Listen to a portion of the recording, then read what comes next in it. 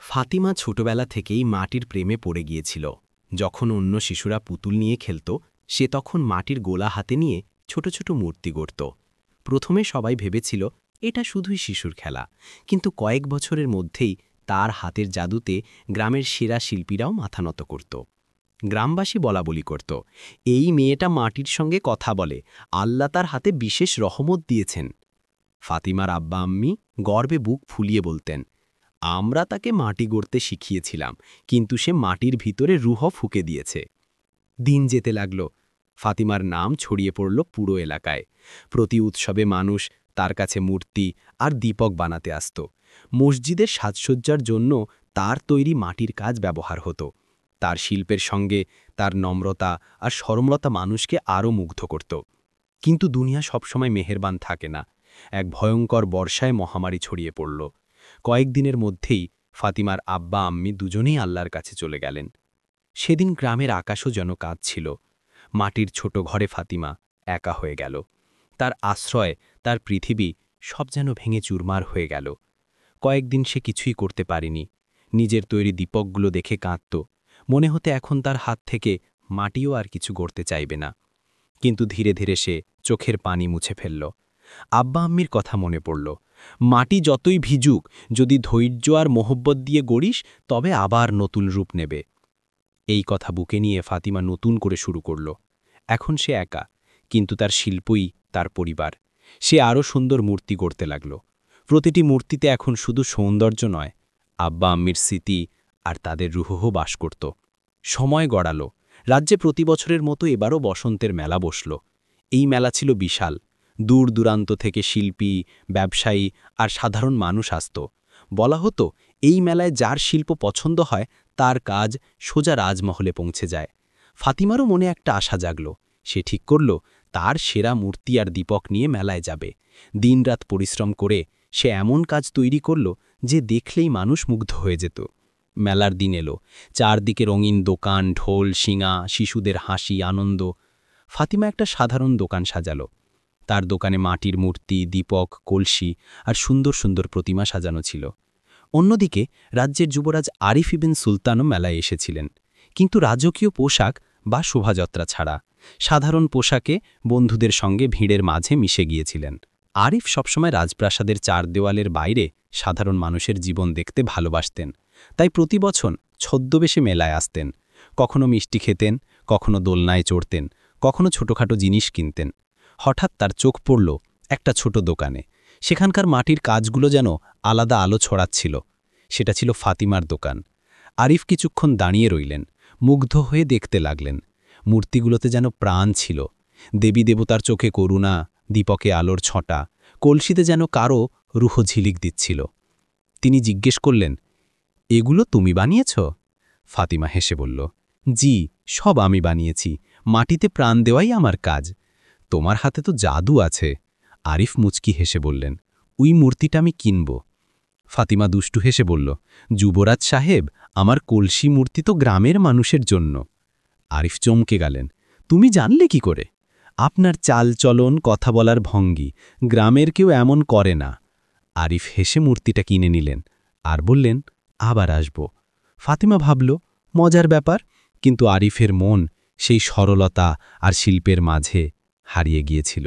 তারপর থেকে আরিফ বারবার গ্রামে আসতে লাগলেন। ফাতেমার দোকানে দাঁড়াতেন, কথা বলতেন, তার শিল্পের প্রশংসা করতেন। প্রথমে ফাতেমার কাছে অদ্ভুত লাগত, কিন্তু ধীরে ধীরে সে আরিফের সরলতা আর চোখের গভীর মায়ায় ডুবে গেল। একদিন ফাতেমা নদীর ধারে মাটি তুলছিল। আরিফ এসে বললেন, একা এখানে? মাটি আমার সঙ্গী। ফাতিমা হেসে বলল, এ আমাকে কখনো একা ফেলে না। আরিফ ঠাট্টা করলেন, কিন্তু চোখে গভীর প্রশ্ন। ফাতিমা তাকালো, তার বুক ধক করে উঠল। সে বুঝল, এটা শুধু ঠাট্টা নয়, সে একজন সাধারণ কুমারিন আর সে যুবরাজ। তাদের মাঝে আকাশ পাতাল তফাত। আরিফ বললেন, ফাতিমা, আমাকে কিছু বলতে হবে। বলুন যুবরাজ, আমি তোমাকে ভালোবাসি। আরিফ কোনো দ্বিধা ছাড়াই বললেন, জানি আমাদের মাঝে বিরাট দেয়াল, কিন্তু আমি সেটা ভেঙে ফেলতে চাই। ফাতিমার চোখে পানি এলো। এটা হবে না আরিফ, তুমি যুবরাজ, আমি কেবল কুমারিন। তোমার রাজ্য, তোমার আম্মি কেউ আমাকে মেনে নেবে না। আমি সবাইকে মানাবো। আরিফ দৃঢ় কণ্ঠে বললেন, তুমি আমার কাছে শুধু কুমারিন ন, তুমি আমার হৃদয়ের বাদশাহ বেগম। ফাতিমা জড়িয়ে ধরতে চাইল, কিন্তু ভয়ে তাকে থামাল। আমার একটু সময় দাও আরিফ। আরিফ সময় দিলেন, কিন্তু প্রতি সাক্ষাতে তাদের মহব্বত আরও গভীর হতে লাগল। খবর ধীরে ধীরে গ্রামে ছড়াল। গ্রামবাসী যুবরাজ ও কুমারিনের কাছাকাছি আসা পছন্দ করল না। মহলে বেগম সাহেবা খবর পেয়ে আরিফকে ডেকে বললেন, তুমি যুবরাজ, তোমার বিয়ে কোনো শাহজাদি বেগমের সঙ্গে হবে। এই কুমারিনের স্বপ্ন ছেড়ে দাও। আমি ফাতেমাকে ভালোবাসি, কিন্তু বেগমের দরবারি মন্ত্রী মাহমুদ আলী আরিফের এই সম্পর্ক চাইনি। সে গোপনে ষড়যন্ত্র শুরু করল। গ্রামে গুজব ছড়াল যে ফাতিমা জাদুকরী, তার মাটির কাজে কালো জাদু আছে। গ্রামবাসী ক্ষেপে গেল।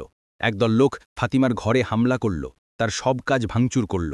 আরিফের বিশ্বস্ত সেনাপতি প্রতাপ সিং, যিনি পরে ইসলাম গ্রহণ করে নাম রাখেন পারভেজ খান, এক জাদুকর ভৈরবনাথকে ধরে আনলেন। আরিফ কঠোর জেরা করলেন। ভয়ে ভৈরবনাথ সব সত্যি বলে দিল, কিভাবে মাহমুদ আলী তাকে টাকা দিয়ে ফাতিমার বিরুদ্ধে ষড়যন্ত্র করিয়েছিল। আরিফের রাগ আকাশ ছুল। তিনি মহলে গিয়ে বেগম সাহেবাকে সব বললেন। আম্মি, আপনি আমার মোহব্বত নষ্ট করার জন্য এত নীচ কাজ করলেন। বেগম চুপ করে রইলেন। অহংকার তাকে নত হতে দিল না। অবশেষে বললেন, ঠিক আছে, মাহমুদ আলীকে শাস্তি দেব, কিন্তু ফাতিমাকে একটা অসম্ভব কলসি বানাতে হবে, যে কলসি কখনো ভাঙবে না, যার জল কখনো শুকাবে না। পারলে তবে তোমার বিয়ে মেনে নেব। আরিফ ফাতিমাকে সব বললেন। ফাতিমা এখন আর আগের মতো দুর্বল ছিল না। সে দীর্ঘকণ্ঠে বলল, আমি হারব না, যা হোক আমি সেই কলসি বানাব। ষষ্ঠ দিনে ফাতিমা স্বপ্নে এক বুড়ি মহিলাকে দেখল। বুড়ি বললেন, তোমার শিল্পে সত্য আর মোহব্বত আছে। নদীর ধারে একটা চকচকে পাথর আছে, সেটা মাটিতে মেশাও, কলসি অমর হয়ে যাবে। সকালে ফাতিমা নদীর তীরে গেল। সত্যি একটা পাথর তারার মতো জ্বলছিল। সে পাথর গুঁড়ো করে মাটিতে মিশিয়ে নতুন কলসি গড়তে লাগল। এবার সে তার মোহব্বত, পরিশ্রম আর আশা সব ঢেলে দিল। সপ্তম দিনে কলসি তৈরি হল। অপূর্ব সুন্দর, রং বদলাচ্ছিল, ভরা জল কখনো শুকাচ্ছিল না। ফাতিমা কলসি বেগম সাহেবার সামনে রাখল। বেগম অবাক। কলসি মাটিতে আছড়ালেন, ভাঙল না। জল ঢেলে রাখলেন, শুকালো না। কিন্তু মাহমুদ আলী তখনও হার মানেনি। সে আবার গুজব ছড়াল যে ফাতিমা কালো জাদু করেছে, এই কলসি রাজ্য ধ্বংস করবে। গ্রামবাসী আবার ক্ষেপে গেল। এবার ভিড় এত উগ্র হল যে আরিফ ও ফাতিমাকে গ্রাম ছেড়ে পালাতে হল। তারা জঙ্গলে গিয়ে একটা পুরনো গুহায় লুকোল। হঠাৎ একটা বাঘ এলো। আরিফ ফাতিমাকে পিছনে টেনে বললেন, শান্ত থাকো, বাঘের চোখে তাকিও না। ফাতিমাতের গলার তাবিজ শক্ত করে ধরল। হঠাৎ তাবিজ থেকে আলো বেরোল। বাঘ ধমকে দাঁড়াল, তারপর চলে গেল। সময় ছিল কম। মাহমুদ আলীর লোক কাছে চলে এসেছিল, কিন্তু ফাতিমা তার শিল্পের শক্তি আর সত্যের জোরে শেষ পর্যন্ত অমর কলসি রক্ষা করে রাজমহলে পৌঁছে দিল। মহলে ফাতিমা ও আরিফের নতুন জীবন শুরু হল মোহব্বত আর শান্তিতে। ফাতিমার শিল্পকেন্দ্র গ্রাম শহরে মানুষের জন্য অনুপ্রেরণা হয়ে উঠল। আরিফের ন্যায় বিচার প্রত্যেককে সম্মানার সুযোগ দিল। মাহমুদ আলী দেশান্তরী হয়ে গেলেন। তার ষড়যন্ত্র ইতিহাসের পাতায় মুছে গেল। এক সন্ধ্যায় তাসাদের ছাদের সূর্যাস্ত দেখতে দেখতে ফাতিমা বলল, আরিফ, তুমি কি মনে করো আমাদের মোহব্বত এত শক্তিশালী ছিল? আরিফ তার হাত ধরে বললেন, ফাতিমা, আমাদের মোহব্বত ছিল মাটির মতো সাধারণ, কিন্তু তার ভিতর অসীম সম্ভাবনা। তুমি সেই মাটিকে অমর গল্পে ঢেলেছ, আমি তাকে বাস্তবে রূপ দিয়েছি। সেই দিন থেকে ফাতিমা ও আরিফ রাজ্যকে মোহব্বত, একতা আর শিল্পের রঙে সাজালেন। তাদের জাদুকরী কলসি ও ইকতিদার কলসি আগামী প্রজন্মের জন্য অনুপ্রেরণা হয়ে রইল। গ্রামে গ্রামে শহরে শহরে তাদের কুমারিন ও যুবরাজের অমর প্রেম কাহিনী ছড়িয়ে গেল। এই মাটি ও মোহব্বতের গল্প, যেটা একটা ছোট্ট গ্রাম থেকে শুরু হয়েছিল, একটা মহান সাম্রাজ্যের ভিত্তি হয়ে রইল। বন্ধুরা, আল্লাহ আমাদের সবাইকে এমন সত্যি মোহব্বত আর একতার পথ দেখান। জয় মাতা দি নয়, বলি সুবহান আল্লাহ। যদি গল্প ভালো লেগে থাকে তাহলে কমেন্টে আলহামদুলিল্লাহ লিখে জানাবেন। আবার নতুন গল্প নিয়ে হাজির হব। ততক্ষণ খেয়াল রাখবেন। আল্লাহ হাফেজ।